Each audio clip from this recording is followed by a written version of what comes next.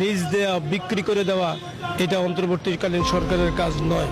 চট্টগ্রাম বন্দরে চলছে অদ্ভুত এক উত্তেজনা। কেউ কেউ মুখে ফেনা তুলেছেন, কেউ কেউ চিৎকার করে বলছেন বন্দর বিদেশিদের হাতে তুলে দিচ্ছে সরকার।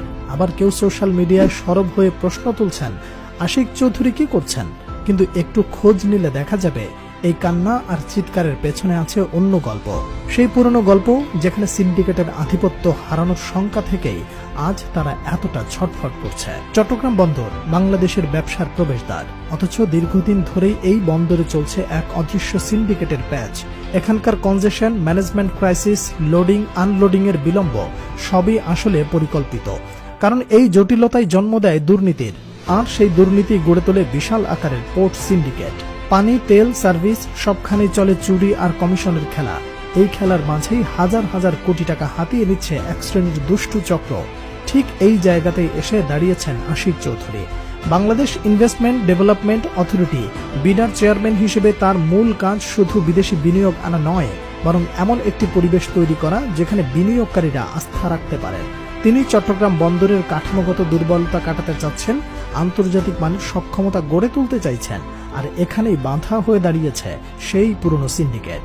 সম্প্রতি আন্তর্জাতিক শিপিং জায়ান্ট এপি মোলার মেয়ার্সকের নেতৃত্বে $800 মিলিয়ন বিনিয়োগ প্রস্তাব এসেছে। এই বিনিয়োগ হলে চট্টগ্রাম বন্দরে যুক্ত হবে নতুন ফ্রি ট্রেড জোন, বাড়বে অপারেশনাল এফিসিয়েন্সি এবং পোর্ট কনজেশন কমে আসবে নাটকীয়ভাবে।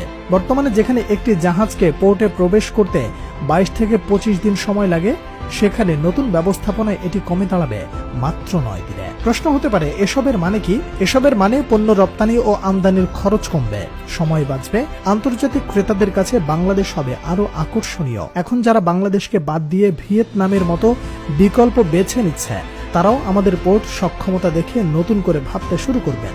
কিন্তু ঠিক এখানেই তো বিপদ।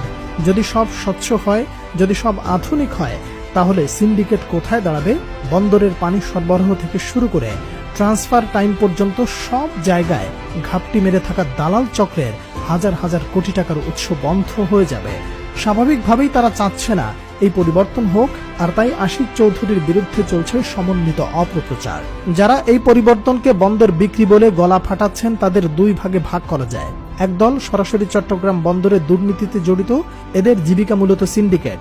আর অন্য দল হচ্ছে সেই সব চিলে কান নিয়ে গেছে টাইপের লোক, যাদের কোনো বাস্তব জ্ঞান নেই পোর্ট ম্যানেজমেন্ট বা ইকোনমিক ট্রান্সফরমেশন নিয়ে। তাদের মূল দুশ্চিন্তা বিদেশিদের হাতে পোর্ট গেলে সব শেষ হয়ে যাবে।